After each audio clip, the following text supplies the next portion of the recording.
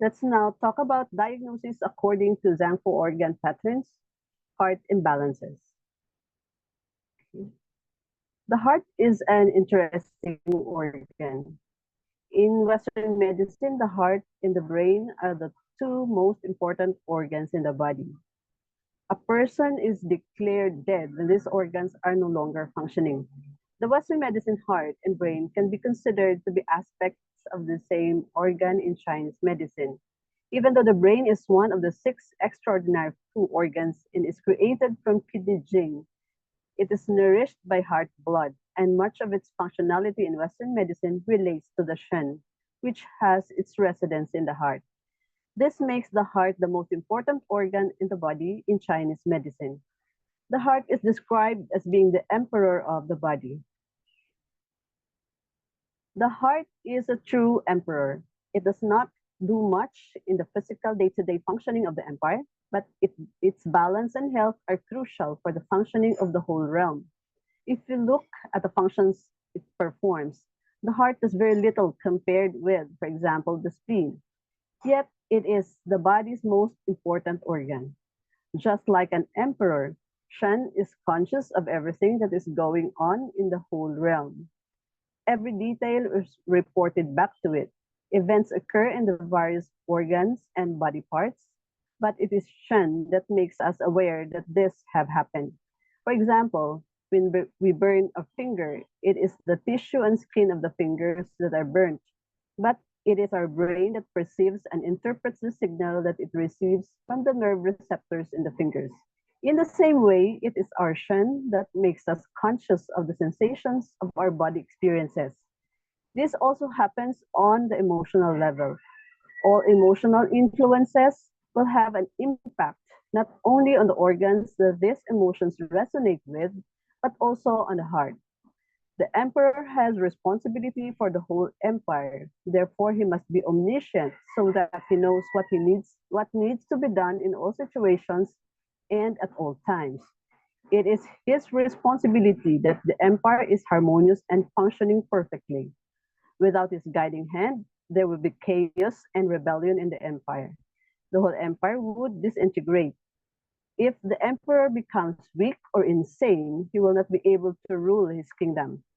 The same is true of the heart. If the heart loses its stability, havoc will start to arise in the body. Therefore, there are many protective agencies around the heart, including the pericardium.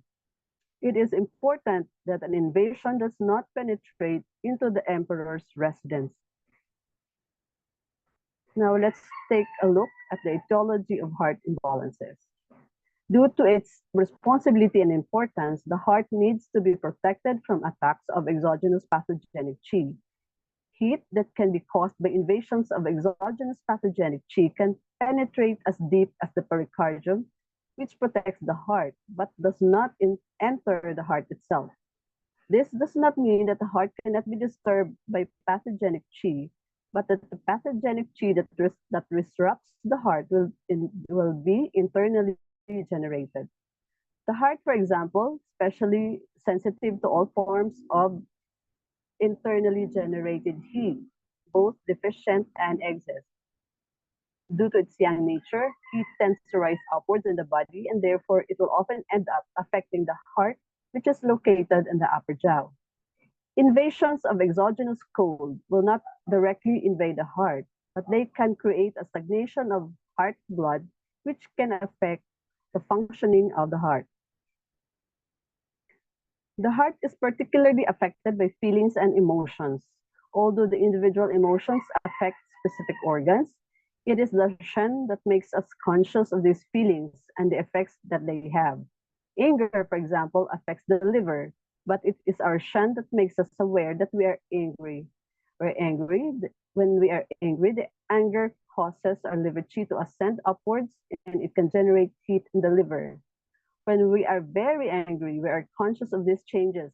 For example, the tension in the shoulders, neck, and head due to the qi rushing upwards. We're also conscious of our emotional state. We are aware that we are angry. If anger affects only the liver and not the heart, these changes would take place without us being conscious of them. This means that any prolonged or extreme emotional influences will also have an impact on heart chi and shen. The heart itself is directly influenced by joy, and joy can be an etiological factor that can be involved in the creation of heart imbalances. It can seem strange that joy could be something that creates an imbalance in a person. Nevertheless, joy or the lack of it is a major etiological factor in heart imbalances. First, joy has a nourishing effect on the heart and shen. A lack of joy in a person's life will lead to the creation of a deficient condition of the heart due to it being malnourished. This is also why several of other emotions that are ascribed to the organs directly affect the heart chi. Melancholy, sorrow, worry, fear, and anger can all encompass an aspect of not being happy, of not being content. Second, there can be also too much joy. This will sound paradoxical, but joy does not only nourish the heart, it also stimulates it. Too much stimulation of the heart will dissipate and thereby weaken the heart chi. This is typically seen when a person parties too much and is too ecstatic, especially if they consume stimulants and drugs, or there is unbridled hedonism. This constant stimulation of the heart's yang aspect, the shen, will exhaust the heart chi and particularly heart yin. Thank you for listening.